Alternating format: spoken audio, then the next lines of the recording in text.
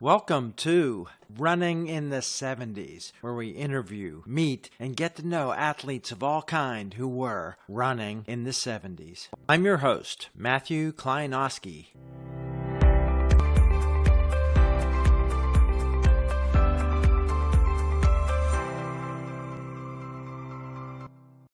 Welcome back to part 2 with Nobby Hashizume, co-founder of the Lydiard Academy and the founder of the new International Running Academy, Lydiard and beyond. Enjoy. In the first two Olympics of the 1960s, the running world was turned upside down. Arthur Lydiard showed up with a group of local runners from New Zealand that were relatively unknown and changed so many people's view of running, and someone who has achieved mastery level of the Lydiard system and coaching. Today, someone who knows just about everybody in running, has great stories, has been all over the world. Meet today, Buya Hashizume. Nobby, how'd I do in your name? Yeah, that's not bad at all. Yeah, Nobby's much better. Let's talk about what's going on with you. Personally, you just had surgery and you're embarking on this new organization. How's the recovery going and how are you dealing with that? And then your new international running organization, how will it be different in operations from what you've been working on the Lydiard Training Academy? My surgery is going very slow. It's frustratingly slow, but I trying to remind myself that recovery is slower if you're older. Also, apparently, Anne O'Dane, you just interviewed her. She had, I guess, the same kind of surgery, of course, younger time. She said, "Oh, you'll be running freely no time after 8 weeks." And I got 8 weeks. It's only been 3.5 weeks. I guess I got to be patient. Interestingly, when I do trotting action, it doesn't hurt. When I walk, it hurts. And yeah, I'm sure it's the angle or something. My wife hates it when I'm trotting along the kitchen and I go, "This is not a running track. Why are you trotting in the kitchen?" I guess I just have to live with it. It's frustrating in a sense that I had a pain. That's why I had a surgery. And after surgery, I still have a pain. Is it different pain? Is it going to go away? It's a little unnerving, but I guess we just have to wait and see. Now, National Running Academy, in a way, as you might have noticed, I'm just a big running fan. I just classified myself as a big fan of sport of running. And in a way, the name Lydiard restricted me. That I always felt I had a privilege to meet Bob Schul, a really nice guy, once again. I've posted his pictures or his bio and stuff like that. Peter Snell said one time, "Oh, Bob Schul, he's the complete opposite of Lydiard. And everything was interval, Igloy coached." So within the scope of Lydiard Training Academy, am I not supposed to talk about Bob Schul? How about Juan Turina? There's certain restriction I always felt. So I wanted to expand and I want to get more into running in general. And of course, one of the guys said, my route is Lydiard, Bowerman, and Japan. And that's probably right. I do focus more on Lydiard athletes. I always try to pay attention to what's going on in New Zealand athletics because I know Arthur would have loved to. Would Arthur like to see this post on Facebook? So that's how I think about who I post. And the same thing with Bowerman. Now, Bowerman, I noticed, it's been taking forever, but I've been reading Phil Knight's Shoe Dog. And again, I talk to people like Jack Welch. And there's a lot of negativity, and unfortunately, maybe rightfully so, toward Nike. They became McDonald's and Coca-Cola of shoe industry. Yeah. There's some bullying and wrong decision and stuff like that. But at the same time, coming from 70s and running in the 80s, I really believe that without Nike, running would have been very different today. Nike was probably the only company back in the 70s, maybe Onitsuka Tiger in Japan, but not the global scene. But Nike really put in a lot of time and effort and money into helping athletes and helping sport. Bowerman definitely was right in the middle of it. And once again, I guess I was one of the lucky individual to have known someone like Bowerman in person. If I could share what I've known about him or people like Lydiard or Quacks, I guess I want to bring their human image down to everybody's level so they can actually see a glimpse of who they were, not just Lydia training and Bowerman waffle saw or things like that. Exactly. I think that's what's really fascinating to talk with you about, because you relate to these people. I can see in your mind as you're thinking back to all the many interactions with them and how you think about them and trying to say it in just a few words to represent them. Yeah, Nike, the Olympic trials in the middle of the 70s, and their shoe boom really helped shorter winning the trials, and everybody from Rod Dixon wearing their shoes, and they took over. And Yeah. maybe they missed this, whatever the newer wave of running is now, the boom. Nike hasn't participated the same way or in the same dominant way. The company diversified into other things and basketball shoes and so many other things that are more Yeah. key drivers. There's an athlete from Pennsylvania who was a 4-minute miler, Gary Martin, got an NIL with New Balance, and a key part of his contract was community service. And he talks about, when I wanted to sign the contract, I said, what's going to be involved here and how I get involved with the community?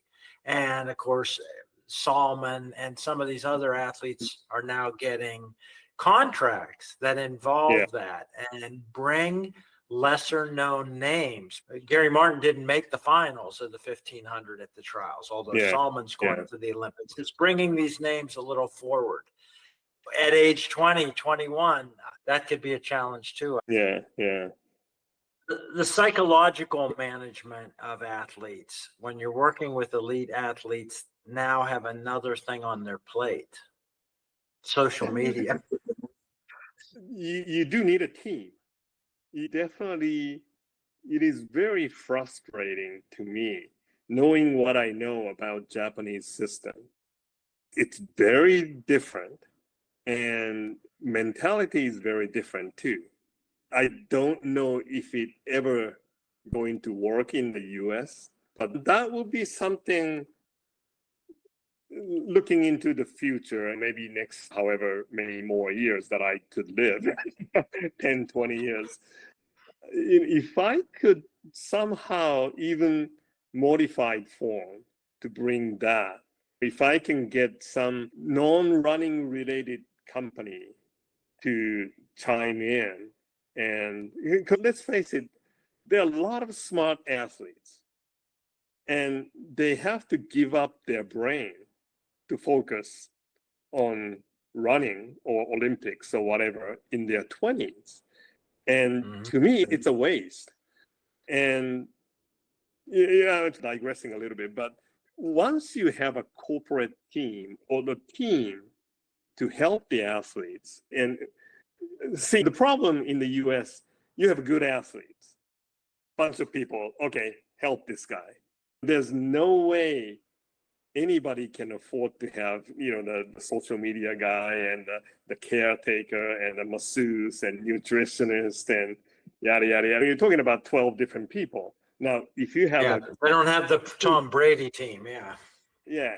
But if you have 10 athletes and maybe one or two good ones, then having a dozen people to support the team actually becomes more realistic. In the US, good athletes, they win a race and they pick up their money. That's not how it works in Japan. You are still an employee of the company. So you still work however little it might be, 3, 4, 5 hours a day, but you still work in the office. The biggest advantage of this, you get hurt, you go back to the office. Company will still pay you, and you're still on the team, so company would send you to get massage or treatment or whatever. You just don't train like other people. But in this country, if you get hurt, you're out of luck. You're Yeah. out of paycheck. Yeah.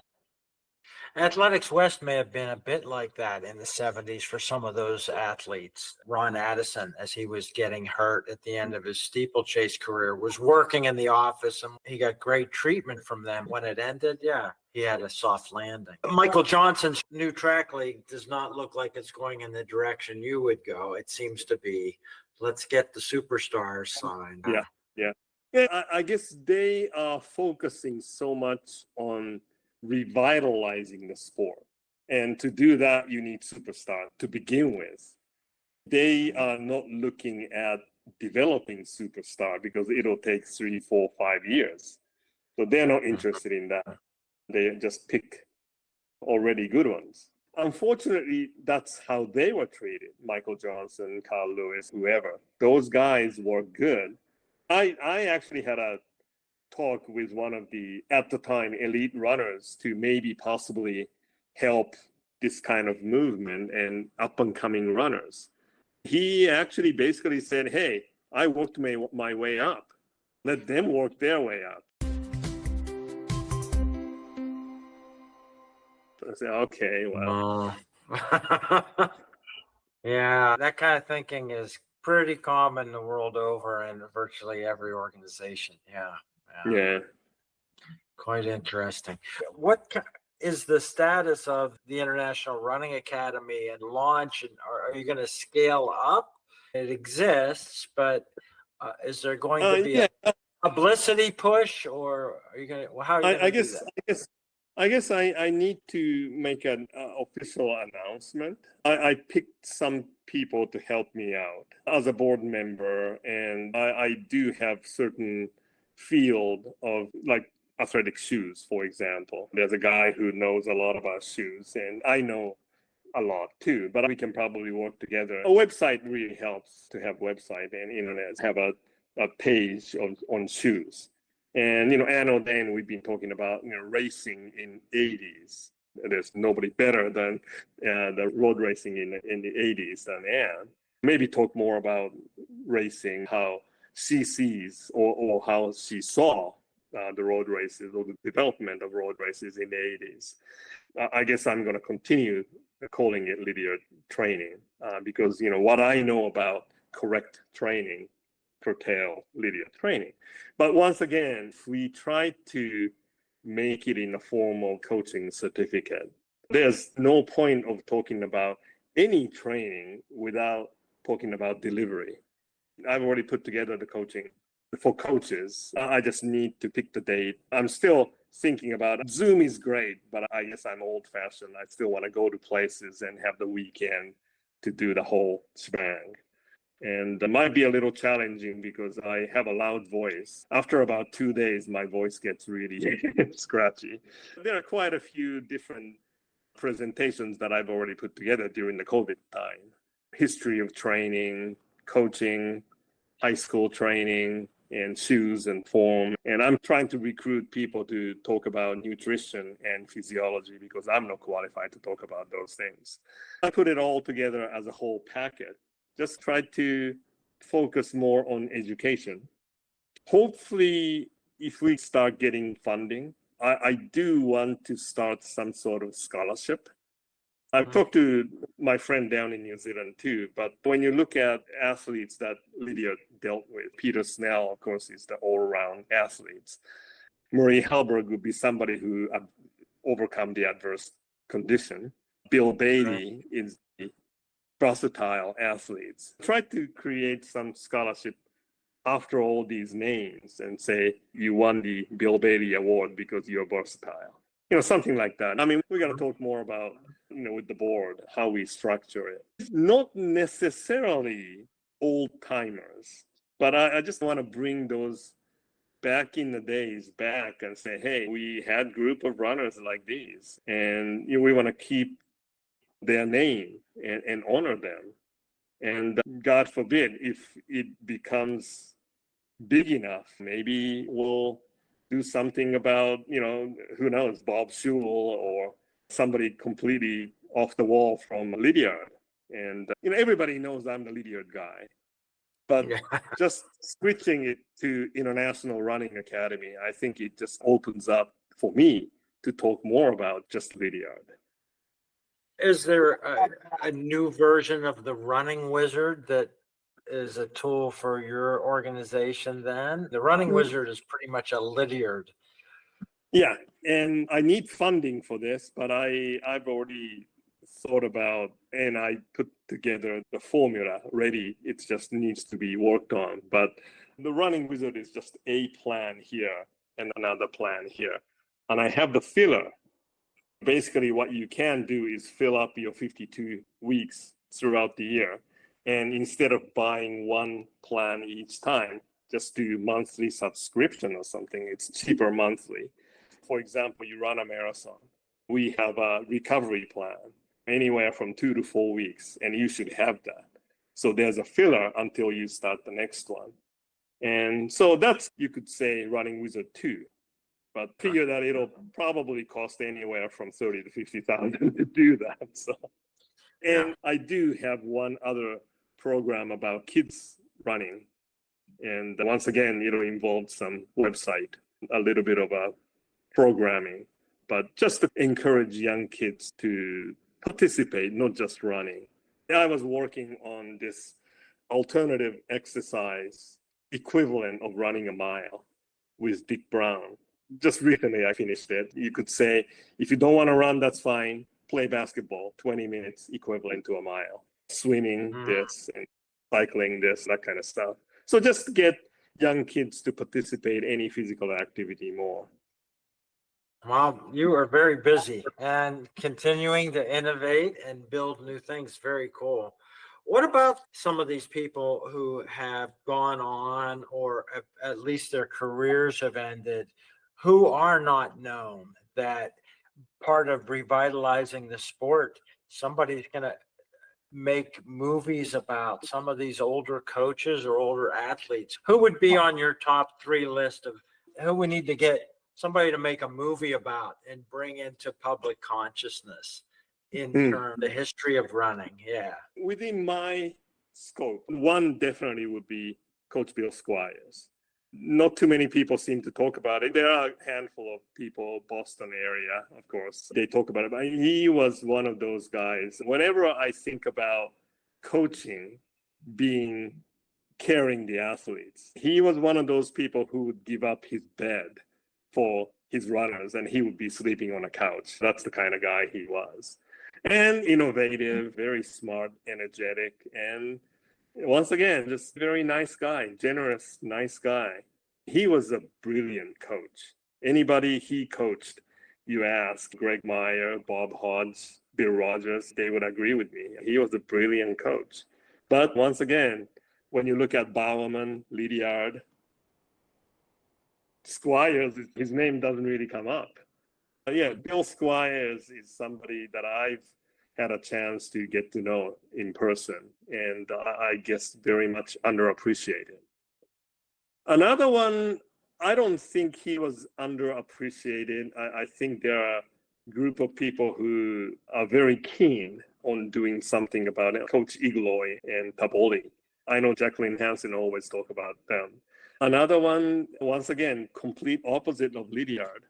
But they were, as an athlete as well, but brilliant people. I got to learn a little bit, really scratching the surface, but when I put together a history of training. But that's also, very interesting progression of training. When you think about world record progress for 5,000 and even 10,000, there's a surge of records shooting up. It's all Igloy people and interval training. When you look at it, Lydia training didn't do much to shift the world record. His runners won gold medals and his training was innovative and revolutionary even. But in terms of world record progress, it didn't do much at all. It's all Igloy and Taboli. So, yeah. Did you know Joe Vigil? I did, yeah. I did know him, yes. He would recognize me. Okay. Yeah, when I brought Arthur to Runners World Party in 2004 at the New York City Marathon, Dina She received some award. Joe Vigil, he went up on the stage because Dina was running, so she didn't attend the party. I brought Arthur, but nobody paid attention, actually. Runners were old, and Arthur was sitting in the corner, and he was old and stuff. But Joe Vigil went up on the stage, and he said, I just want to honor Arthur Lydiard sitting in the corner. Once again, really nice guy. He understands where the respect is due. So I really appreciated his job. No, he's one person that I should know more about and I should learn more about, but I don't. I put together the coach's presentation, and there's one page I did put Joe Vigil's picture and his success, but how he coached. All I know is he's very knowledgeable and very methodical. And other than that, I don't know enough about his training, and I should. He's listed as a Lydiard disciple. Oh, yeah. Right, of course. Yeah. So once again, that's how I got to know him. When he found out that I'm a Lydiard guy, he was like, oh, Nobby, this and that. So Barbara Bowerman, after Bill passed away, I kept in touch with her.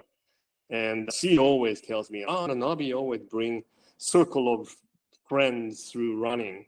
Every time she says that, I feel like, circle of friends through Lydiard, because I drop Lydiard name and people just recognize. So I'm trying to remember how much she shows up in the Shoe Dog book. Not very much. Is there a couple mentions of Mrs. Bowerman? And I don't think there is too much. No much, I don't think. As far as I'm still having to stay. I'm a slow reader.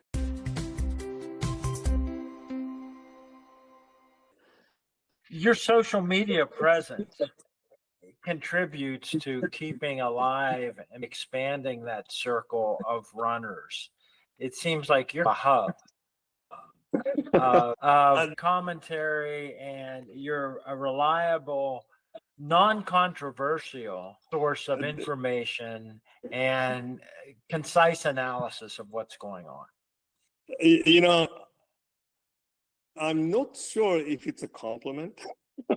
I guess the thing is, when I post something, and of course, when I was carrying Lydiard, I don't want to make some off-the-wall accusation on some athletes. And people think, don't go to Lydiard because he always talks about this hoax or whatever. So I try to be careful. Not that I'm not going to be careful now. I'm doing International Running Academy, but probably even more so that I don't want to raise non-proven yet accusations. So I try to be somewhat politically correct, and I'm not sure if I like that. Once again, I think of Lydiard and I think of someone like Pre. It was very controversial, and he named names, and why not? And it is hard, especially nowadays with a lot of question mark.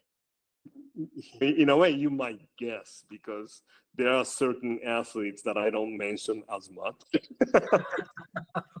Yeah, we have to infer. Yeah, it's because I don't want to go, whoa, world record, great. I don't know. Okay, so people can do a little bit of mind reading by looking for reading between. People like Jack Welch are sometimes a little bit less restrained. They're filling in the gaps. Yeah. I certainly talk to certain individuals behind the scene. I don't know, but I try not to post those things. I don't check other posts as much. If now running International Running Academy Facebook is a hub, that's I feel very happy, because I don't care, or I don't check how other people are reacting to it. I just like to post, and like I said, quite often I go, would Arthur like this post? New Zealand girl made the Olympic team, 1500, great. Arthur probably would have liked it. Probably more than half of the rest of the world track running fan wouldn't care, but I thought Arthur would like it, so I posted. Whether people think it's, what are you doing with this? I ranked 30th in the world athletes, but I don't care about how other people see it. I post what I like to post, and I was talking to Linda about, like, everybody talks about please people. And I do feel like now it's International Running Academy people. And would people like to see this post? And I post it. And if people actually enjoy those posts, I feel very lucky. And that's good, because I guess in a way, when I was younger, I would have loved to see somebody who would post, oh, Dick Quacks was this kind of person, or Coach Squires said this. And when I went to visit him, he did this. Because, I wouldn't have known anything about their personal level story. If somebody who never had a chance to meet with Bill Bowerman or Bill Squires, to have a glimpse of, oh, this was who he was, that's cool. Just bringing back the dead to life and have fans out there to have an experience with those people. Absolutely. That's why I certainly enjoy reading what you post. And there are people who will try to take it to an edge, and sometimes you'll do a good job of acknowledging their opinion and then move on. And it doesn't degrade. You do a good job of that. Let me just ask you one that you brought up. In 1972, you saw Frank Shorter on TV win the marathon in Japan. Later, you got to know him and meet him. What happens in your mind when you, over these years, being a super fan of the sport and then becoming friends with and connected to so many of these athletes and people that you saw from afar earlier? My daughter is a vocal performer. She practiced opera, and her teacher was a really well-known opera singer at Indiana University. And she sang with Pavarotti. That's the level. I always tell her, you're lucky to have somebody who you can call hero. And I always feel like Frank Shorter, Bill Rogers, and Dick Quacks, those three were my heroes. Yeah, later I got to know all three of them in person. Frank Shorter, I probably wouldn't call him a friend. I'm still like Mr. Shorter. Yeah. He came to Japan, 5 times and won marathons, all 5 of them. That was just very impressive. You could say that I somewhat worshipped him at the time. And that was interesting. You mentioned Frank. The first time I met him was at Boston Marathon Expo 2004. I met Bill through Coach Squires prior to, so 2001, I already knew him. And as he's such a friendly guy, he remembers everybody's name, and you have to have someone there to limit your visit him like 15 minutes and move on. Otherwise, he's going to continue talking with you at the personal level. Now, you might know Frank is the complete opposite. What's your name? Okay, sign, take a picture, next. You don't even need a minute. Boom, boom, done. But because of my background, like I just told you, when I saw him at the expo, I felt compelled to at least thank him for inspiring me to running. And now circles coming back, and now I'm bringing Arthur Lydiard to the US for the lecture tour, and it was 2004. So I was preparing for it, and I felt compelled to actually thank him. So I went up there, and there's a long line, but like I said, oh, this moves pretty fast. My turn came up. I said, hi, I'm so and so, and I'm from Japan, and I'm actually organizing Arthur Lydiard's lecture tour. He stopped and he looked at me and he said, Arthur Lydiard, that's the name I haven't heard for a long time. And how is he doing? He's slowing down, his knees bothering him, but he's coming to the US and I'm organizing his tour. And he actually listened and he said, oh, that's great you're doing this. And I said, is it okay I take a picture? It's one of those disposable camera back then, 2004. I took a picture and he said, wait, I think I closed my eyes. Let's do it again. And he came out from the booth and we just stood together and took. So I took in all maybe 2 minutes instead of one. but that was the first time I met him, and I was actually moved that he really spent a little extra time talking with me about Lydiard. That was a good encounter. Actually, prior to that, I saw him in Japan, 1985 Hiroshima World Championships, but I'm going to Yeah, I couldn't even say hi to him. that's great. That's a good story. You've got so many of these. I imagine you'll be sharing the stories like these in between things you talk about on tour when you're promoting IRA events. Yeah, yeah, yeah. I know Frank sometimes he could be off and on. He could be certainly not like Bill Rogers. He's not as personable. But there is a side like that. And when you see that, you do have a little different feeling about that individual. That's really a cool story. It's the first time I had seen and gone to press conferences with elite para athletes. They had the wheelchair 1500 during the main Sydney Games. That was an eye opening thing with the Paralympics talking about their training regimen. 1500-meter guy from France was training 6 hours a day. It Yeah, was just yeah. eye opening.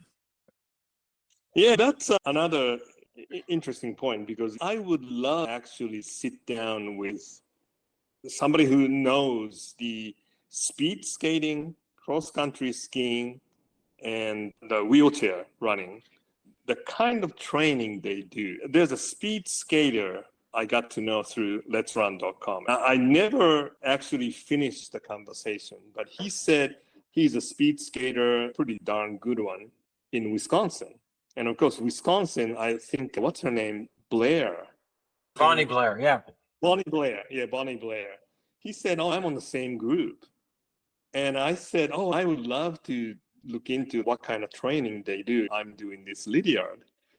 And the last email that I received, he said, "Oh, you have no idea what kind of influence Lydiard had." How? I don't know.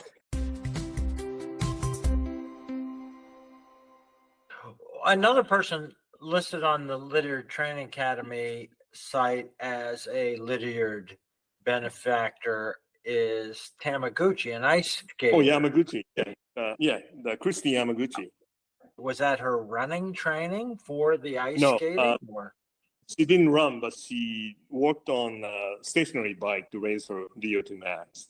Her coach, Christine Ness, she's the member of International Running Academy Facebook, but her husband, Andrew Ness, he's a plastic surgeon. He was a runner in Australia, and he was actually directly coached by Arthur when he was younger. When they took over Christy Yamaguchi's coaching, they figure short program at the time was 2 minutes. That's equivalent to running half a mile. And long program was 4 minutes, and that's equivalent to running a mile. So they tried to raise Christy Yamaguchi's VO2 max by doing stationary bike. And apparently, I don't have the exact number. Her VO2 max came up 48 up to 62 or something like that. Huh. And they told me Christy's comment was, I used to get tired of doing jump work after 20 minutes. Now I can do it for an hour. Wow, So, that's fascinating. Oh, I want to mention one person to you because I'm good friends with Bill Bailey's son in okay. from hashing. I met his daughter when Right. I was talking to him. Yeah, she came home and just say hi level. The really interesting thing about Bill Bailey, I remember, I met with most of Lydiard runners when I was in New Zealand. And Bill Bailey and Barry McGee, they both ran at the time running in Arthur's EB shoes. Ray Puckett is the one who helped me understand Lydiard training. I literally go visit him every weekend, stayed at his place, and he would take me out for a long run and teach me what he did with training and stuff like that. But so he was running in different shoes other than EB, but he was doing Arthur's shoelace. And Bailey and McGee, they were running in Arthur's EB shoes, but they weren't doing Arthur's lacing. And I thought, that's opposite interest. But Bill Bailey never untied his shoes. He just slipped it on and just got his heel in. And I said, "You don't untie your shoes?" "No, you need to untie your shoes." Never untied his shoes. It's so fun to talk with you, Nobby. You're very generous with your time. You contribute through social media, keeping a great attitude and a lot of information, positivity as a hub. And good luck with the International Running Academy. I'm sure you're going to attract a lot of people and impact on this coming generation in great ways. I don't mean to sound like an old fart just looking back in the past. But in a way, people always talk about the problem with Boston Marathon is it's always some Kenyan come out and winning it. And there's no Bill Rogers, the hero. I think in a way the sports need something like that. It's out for everybody now, and God knows how many of them are actually clean. Like I said, and I don't sound like an old fart looking back in the 70s and 60s and even 80s, but we had really good run back then. And I think young people needs to know what was going on back then and how they were running and performing. And Bill Bailey, for example, he was telling me the story of when he came to the US to compete in indoor races. He can't sleep on the plane. And we changed the flight from LA to Hawaii to LA to this and that, and really tough condition, and get out and run some hard races. And don't think that if you don't have $300 super shoes, you can perform. Hey, those guys were running barefoot. Again, someone I want to get to just because of the subject matter here is to try to track down Mary Decker. She seems to be well off grid. There are a few people who are friends with her, and maybe if I can get her to listen to a couple of her friends, she would agree to do it, because I think the same thing. I got a lot of people commenting on the YouTube channel about Jerry Lindgren's interviews. I said, I'm here to let people say what they want, not to challenge them. You can challenge them, and there can certainly be a discussion, but there was quite a reaction to that. I'm not here as somebody to strike everybody down, but I like the discussion starting. Yeah, Jerry, he certainly does blow up some stories. Did you see that movie, Personal Best? It was a really stupid movie. Errol Hemming. Was it a hurdler? And was Kenny Moore in that? Yeah.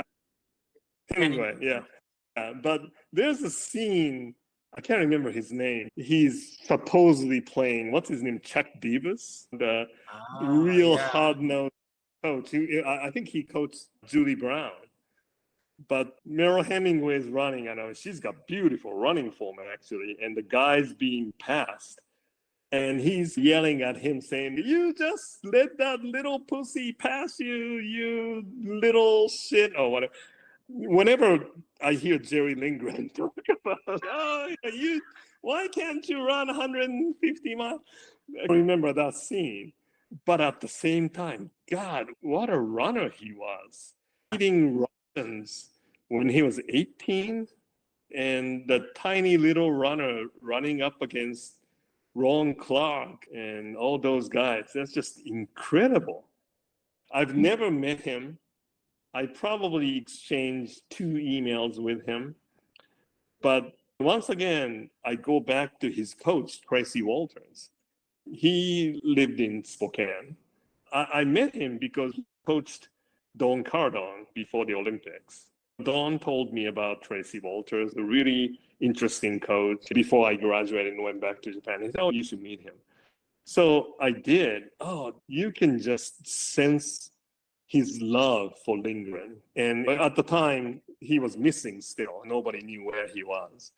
And he was just devastated that Lindgren went hiding.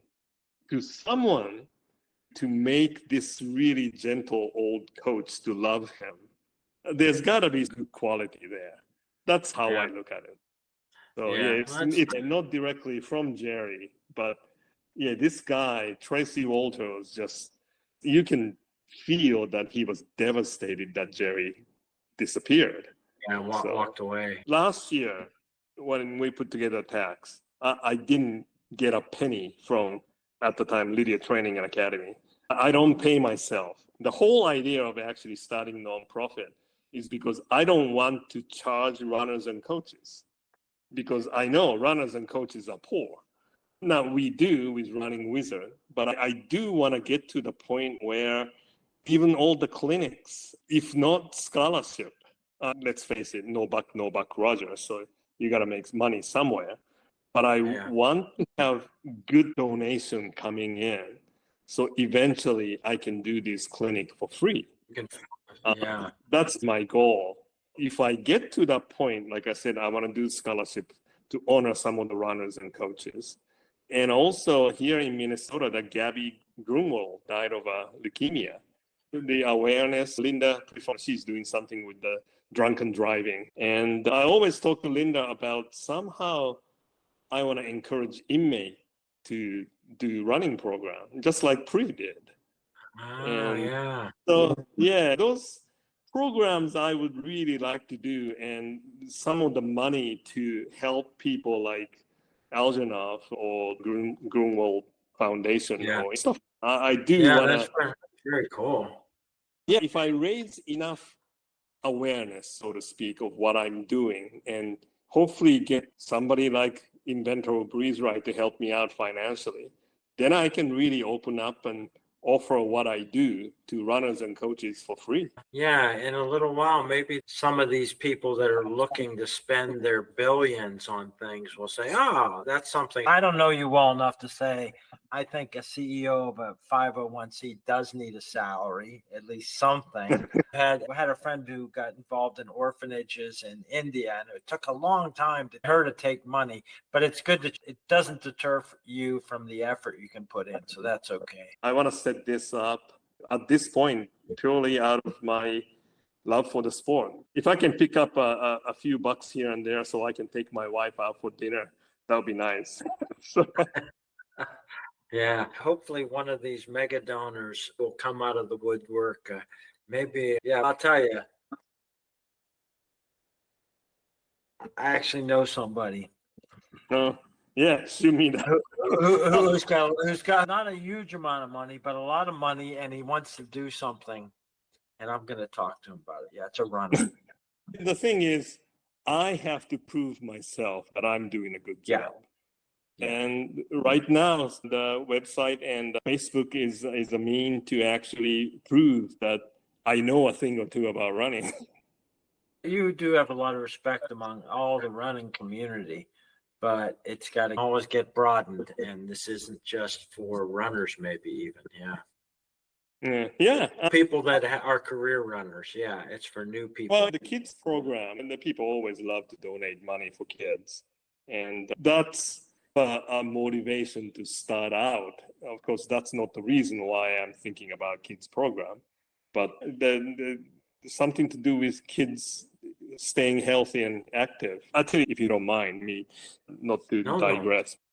There's a group, it's a government-funded group in Twin Cities one time about kids' health. I met with them, hopefully maybe we can collaborate or something. The guy said, oh, we don't do any activities. You guys do the activity. We support people like you. And I said, okay, sounds good. I said, how can you support me? And he said, oh, we can just give you some goodies from our sponsor so you can hand it out to your participants. And I said, who's your supporter? Pepsi Cola. Jeez. Oh, that'll help for kids' health. Yeah, give them sugar. Wow. What I didn't know, because I was overseas, the Grandma's Marathon.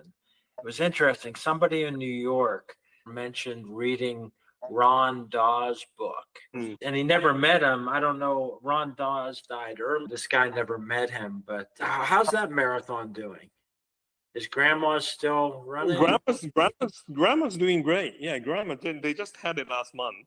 They really do a good job. When they had the marathon on Beyond magazine, and they always rate the best organized marathon and this and that. And Grandma's Marathon always ranked pretty highly. It's a very well organized race. And Scott Keenan, he's already retired as a director. But when he was a director, he talked about the runner-centered race. He was always caring for the runners, and he knows what runners want and needs and stuff like that. The only unfortunate thing is that it's way up in Duluth, and it's literally middle of nowhere.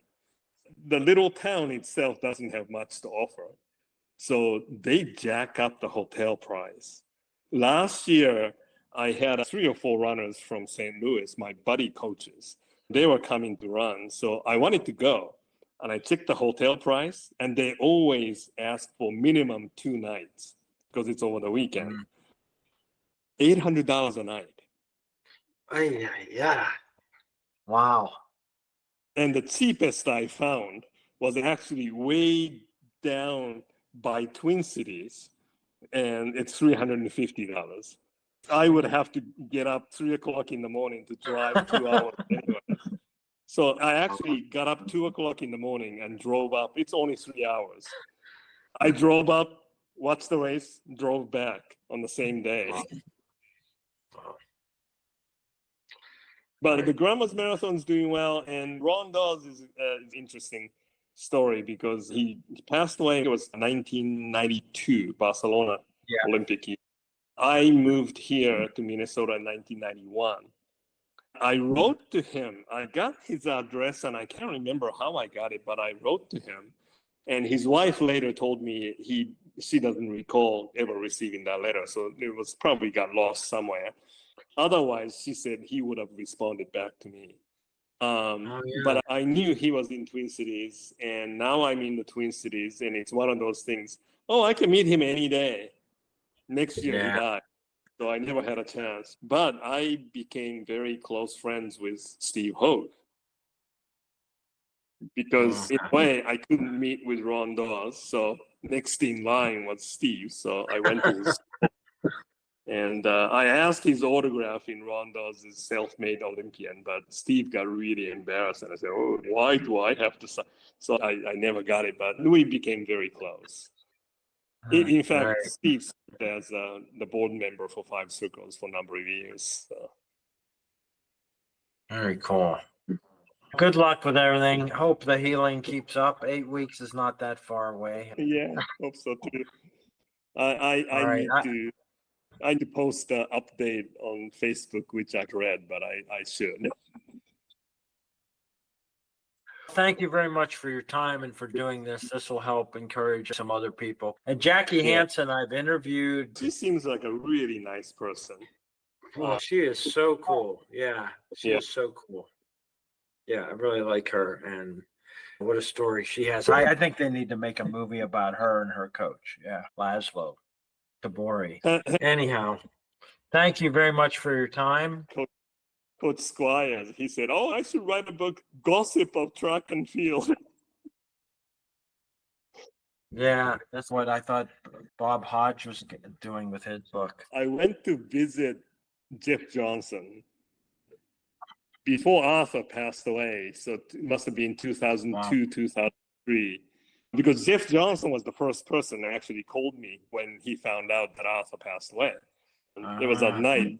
Next morning, he called me and, I thought, God, what a nice guy. Interesting thing, his house, he's got 70 acres in New Hampshire.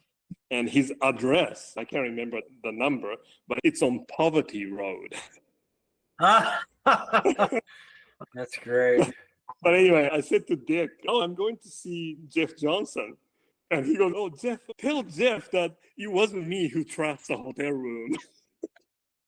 That's great. Great. The Athletics West days. Very funny. Very cool. Thank you very much for your time. We can go on. So, maybe a year from now, with the progress with RA, we can do an update and some more stories. Sounds good. Deal. All right. Thank you. Keep in touch. Yep. Thanks. I hope you enjoyed another episode of Running in the 70s. Voices, stories, and memories of athletes who were running in the 70s. Until next time, wherever you are, keep looking forward and don't forget to look back.